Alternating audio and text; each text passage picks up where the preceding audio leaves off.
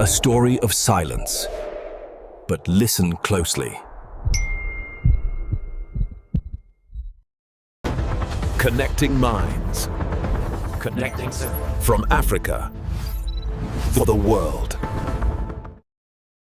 I used to think milk was supposed to taste like metal.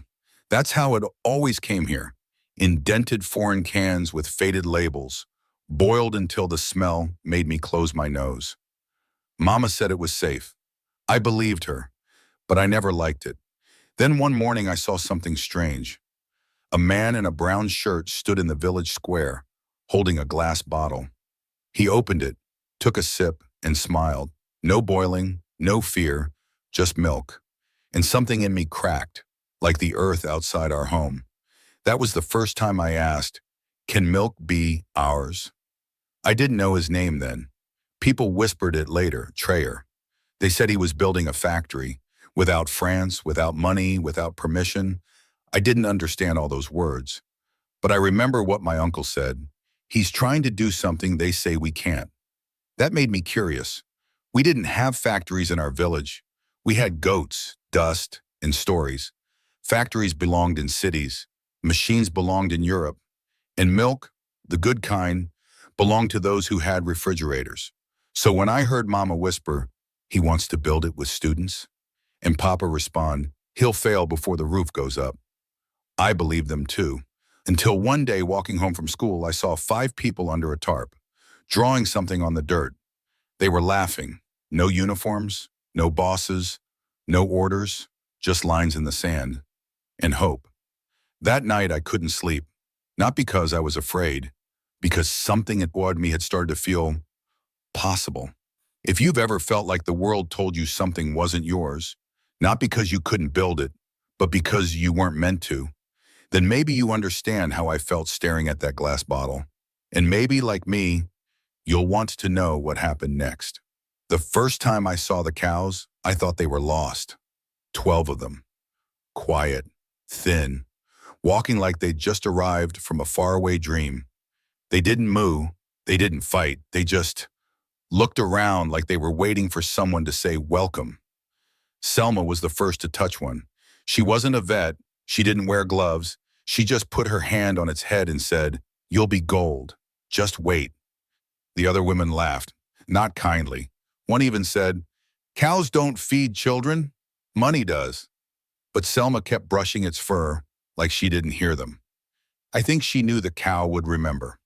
That week, the men brought sticks, buckets, ropes, not because they were hired, because Traore asked. Not like a general, like a neighbor. They tied tarps across 4 poles. That was the first roof. There were no walls, just 5 students sitting cross-legged on the ground, drawing circles and pipes in the dirt. One had a broken laptop, another used a stone to mark measurements. Someone said, "Where's the real plan?" The tallest student pointed to his head. "Here." I didn't know what a blueprint was, but I knew that look. It's the one my older sister gets when she draws people without copying anyone. One night I asked Mama, if they build it, will the milk stay here? She didn't answer, just stirred the pot harder. Later I heard her whisper to Papa, "It's not about milk, it's about proving we don't need saving." I didn't get it then, but I do now. If you're still reading this, maybe you grew up where factories had fences, where projects needed permits, where milk was just something you bought. But for us, that bottle meant something else. It meant we were allowed to try. So let me ask you gently, when was the last time someone let you believe in your own hands? If that question sits with you, don't leave it hanging. Say something, even if it's just, "I remember." At first, I thought they were just playing, the students, the builders, even Selma. They didn't have real tools. No cement trucks, no uniforms, just hands, buckets, and loud arguments about where to put things. Sometimes they laughed. Sometimes they just stared at the dirt like it was going to answer them. They called it a factory. But it looked more like a broken tent with dreams inside. Still, every day they showed up, even when it rained, even when no one watched. One guy used his shoe as a hammer. Another used a spoon to scoop wet clay. They didn't seem angry, just tired and stubborn. Then came the milk. Not in a box, not powder, real milk, in a glass bottle. It looked weird, a little cloudy. The label was made of tape, but the nurse opened it, smelled it, and smiled. A small smile like she didn't want anyone to see. She gave it to a crying baby. The baby drank and stopped crying. That was it. No miracle music, no big moment, just quiet. That night, my mom didn't say much. She just rinsed an old bottle and left it on the table, like she was getting ready for something. I think that's when I realized this wasn't about milk anymore. It was about people doing something they weren't supposed to do and making it work anyway. If someone in your neighborhood built a factory out of mud and buckets, would you believe in it? Or would you wait for someone in a suit to say it's real? The milk didn't last long, not because it went bad, because people started saying it was dangerous. One morning, Mama came back from the market with no bottle. She looked annoyed, not angry, just tight in the face. "They say the milk's dirty," she said. "Maybe the cows are sick." I didn't understand. I'd seen those cows. They looked skinny, sure, but not sick. Selma touched them like they were made of glass. Then someone said a newspaper in Europe called it a scam, that the milk wasn't tested, that it could hurt babies.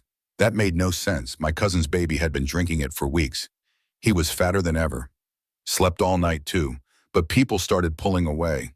A driver stopped delivering bottles. A woman who used to bring snacks to the workers didn't show up anymore. Even the nurse started boiling the milk again. Traore didn't yell, didn't make a speech. He just brought two scientists from other countries to test the milk again. They didn't come in suits, just regular clothes. One had a hole in his sneaker. They ran their tests, quiet, wrote things on paper, nodded a lot, then left. No one really believed anything changed. Until one morning, a group of kids held up signs outside the school, made of cardboard. One of them said, "My milk is not a lie." No one told them to do that. They just showed up. Selma saw it. She didn't cry, but she walked away fast. And here's the part I still think about. That same day, Traore stood next to the factory, didn't say much, just held up a bottle, opened it, drank it. That was it. No music, no speech, just that sound, click, sip, swallow. You can say a lot of things about people, but when someone drinks what you said would poison him and doesn't flinch, that shuts people up real quick. So let me ask you something. If someone tried to ruin your name with lies, would you make a press release? Or would you just drink the bottle? One day a car showed up. Black, shiny, windows too dark to see through. No one we knew drove something like that. 3 men got out, suits, ties, clean shoes, too clean for this place. They didn't talk to anyone, just walked straight into the factory with papers and small smiles. People whispered, "Investors, Europeans. Big deal, maybe." I didn't know what investors were, but I saw how everyone suddenly stood straighter, like money had a smell, and we could all smell it. They stayed for an hour. When they came out, Traore followed them. Not smiling, not angry, just quiet. Later that night, I asked Selma, "Are we rich now?" She looked tired. They offered him 60 million. And he said no. That confused me. 60 million of anything sounded like magic. Why say no? She poured milk into a bottle, slow and careful, like the bottle might break from thinking about it. Because if we sold it, we'd stop owning it. But it's just milk. That's what they hope you keep thinking. After that, weird things started happening. People said the milk would be scaled globally, but without us. That new factories were being planned in other countries with the same model. Someone even showed us a poster. Different logo, same bottle shape, same words Traore once used in a speech. It felt stolen, like someone took the soul out of the thing and printed the shell. I told Papa. He said, "That's what they do. They buy your idea, make it cleaner, and then tell you it was theirs all along." It made me feel small. But a week later, Traore posted something online. The entire blueprint, free, no password, no fee, no rules. He called it Milk Without Masters. And that, I think, was louder than any deal. So I've got a question. If someone offered you everything, money, fame, status, but you had to give up the thing that made it yours in the first place, would you take it? Or would you do what Traore did and pour it out for everyone? After the rich men left and Traore said no, things didn't get quiet. They got weird. Suddenly, people started reading things online, articles, reports, all from places we'd never heard of. They didn't say Faso Kosam directly, but they didn't have to. Local milk lacks safety checks. Traditional methods pose health risk. Unregulated dairy systems spreading across West Africa. Even I could tell who they were talking about. Mama said it was nothing. Papa wasn't so sure. When they don't get what they want, he said, they don't argue, they write reports. Next week, government people showed up. Clipboards, boots, clean shirts. They inspected the pipes, the bottles, the kusus, asked questions no one here used to ask. What's your shelf life? Where's your cold chain? Do you use EU standard filtration? Selma answered calmly. The students gave documents. One guy still tried to write non-compliant in red pen. Traore took that paper, didn't rip it, just folded it. Next morning, 2 scientists from other countries came back. They tested the milk again. I watched them. They didn't look important. One had a sunburn, the other kept dropping his pen. But their report came out a few days later. It said, lower bacteria count than EU average. 0 preservatives. Sustainable cooling model. 8-day shelf life without grid power. Papa read it twice. Didn't say anything. But that night he poured his milk straight from the bottle. That felt bigger than any headline. And here's where it gets worse. A new accusation came. This time not about safety, about stealing. Some company said Traore copied a Dutch design. Patent number, diagrams, threats of court. Selma laughed. He sketched that system in a school notebook 3 years before they filed. They had proof, old pages, dates, names of witnesses. Still didn't stop the noise. But something else happened. Traore didn't fight for ownership. He gave it away. He uploaded the cooling system design. Free. 12 countries downloaded it in a week. One engineer said, "This is the smartest thing I've ever seen made with clay." So let me ask you, if the people who made something never got rich from it, never patented it, never owned it, does that make it less real or more powerful? I remember the first time I saw it, the big clay box behind the factory. Didn't look like much, no wires, no buttons, no buzzing noise, just stacked bricks, some bamboo, a few wet towels hanging around the sides. Honestly, it looked kind of broken. I asked one of the students, "What is that?" He smiled like it was a secret. "Fridge." "That's not a fridge," yes. "Yes, it is, ours." It didn't make sense, but they kept using it. Bottles came out cold, like actually cold, even in the heat. Selma explained it once. Something about airflow, moisture, trapped cool air. I didn't really get it, but I saw the results. No more spoiled milk, no ice needed, no electricity. Still, people from outside didn't take it seriously. One guy from Europe came to visit, took a photo, then asked, "Where's the real refrigeration unit?" When Selma pointed at the clay box, he didn't say anything, just laughed under his breath and walked off. A week later, that same design was downloaded by someone in Bangladesh, then Kenya, then Colombia. 12 countries in 2 months. None of them had power grids either, but they had clay and heat and kids who needed milk. And the best part? Nobody charged them for it. No license, no contract, just a download button. I asked Traore why. He said, because if we don't share it, they'll try to own it. And if they own it, they'll break it. That stuck with me, because he wasn't just talking about fridges. He was talking about everything. Sometimes I wonder, if this same fridge had been invented in California, would it already be in every ad? Would it have a name, a logo, a TED Talk?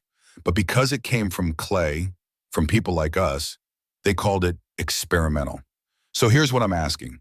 If something works, saves lives, feeds people, but doesn't come with a brand name, why do we act like it's not real? Or maybe deeper, what else have we ignored? Just because it looked homemade. They didn't drop bombs, they sent letters. First came a notice from some office in Europe. Too many big words, but Papa said the meaning was simple. They're banning our milk. No one came to explain it. No reporter, no official, just a message passed around in photos and whispers. The milk isn't safe. It doesn't meet their standards. It can't be exported. But we weren't trying to export it. We were trying to feed ourselves. The next week, the ads stopped. People who used to talk about Faso Kosam online started deleting posts. Our website disappeared from Google. Some banks even froze money for deliveries outside the country. It was like the factory didn't exist anymore, at least on the internet. I asked Mama, "Is the milk bad?" She looked at me. "No, but power doesn't care about good or bad. It only cares who gets to decide."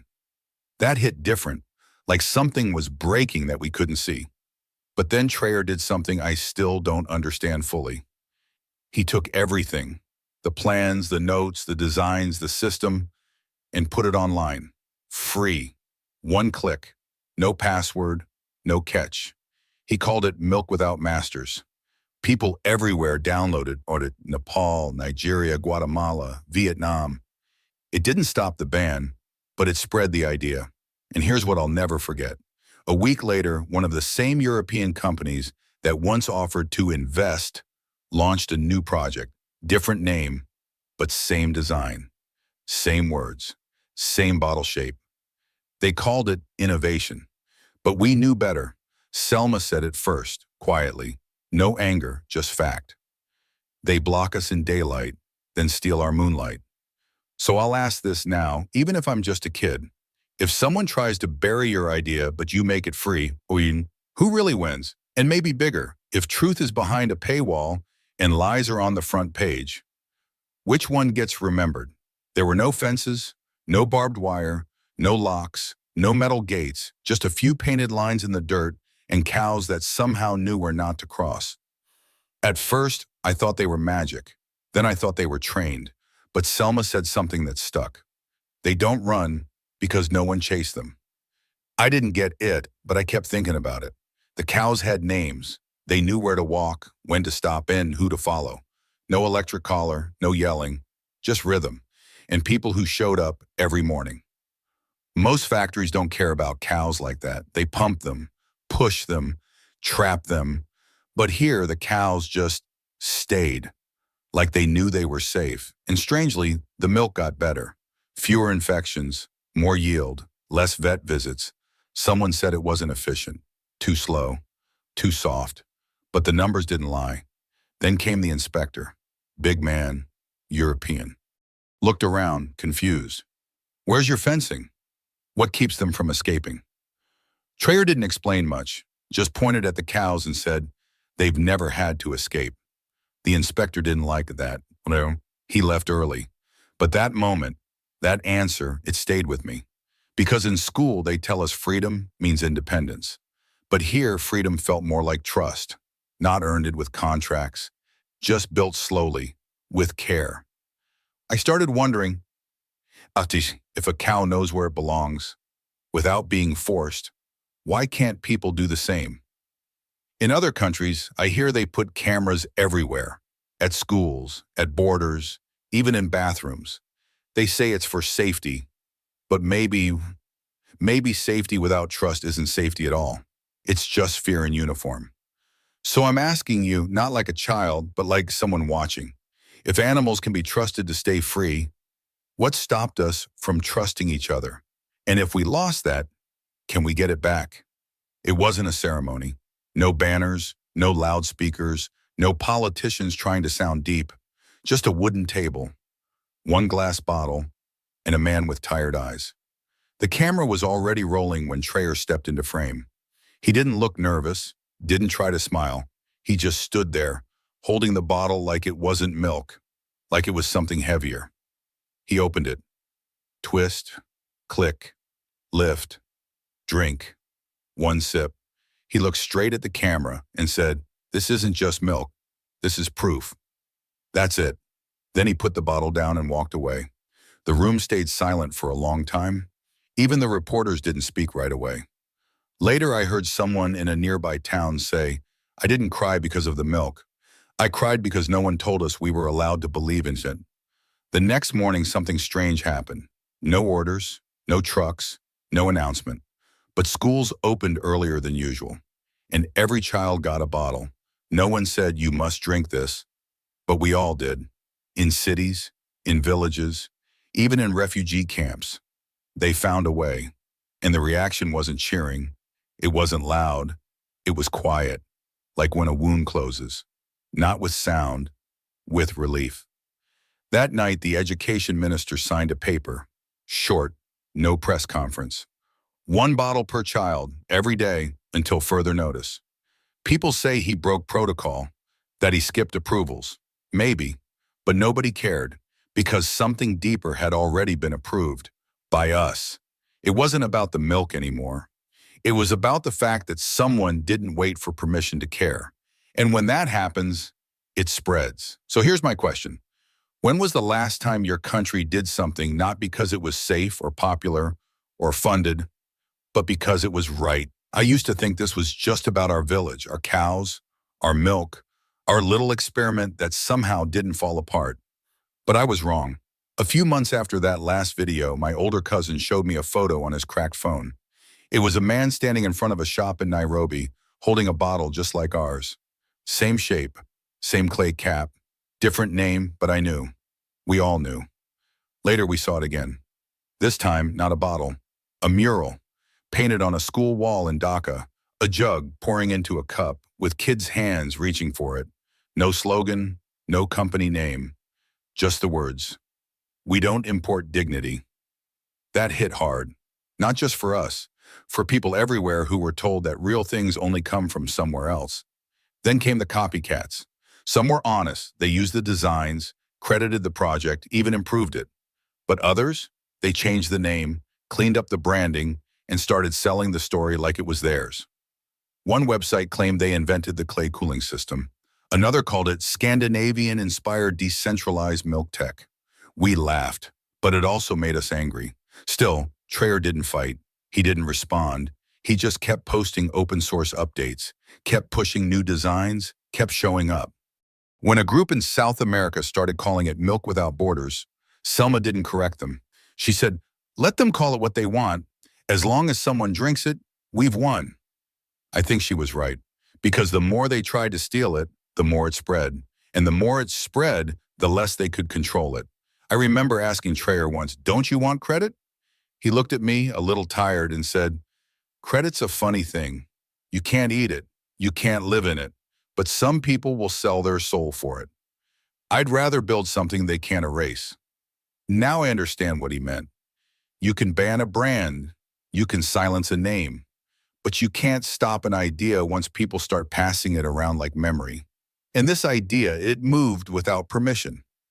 Moved through borders, through languages, through places where nothing's supposed to move freely. And here I am, just a kid from a dusty village with no fridge, asking you one last thing. What's the last thing you believed in that wasn't marketed to you? That didn't come with a subscription? That didn't belong to anyone and somehow still felt like yours?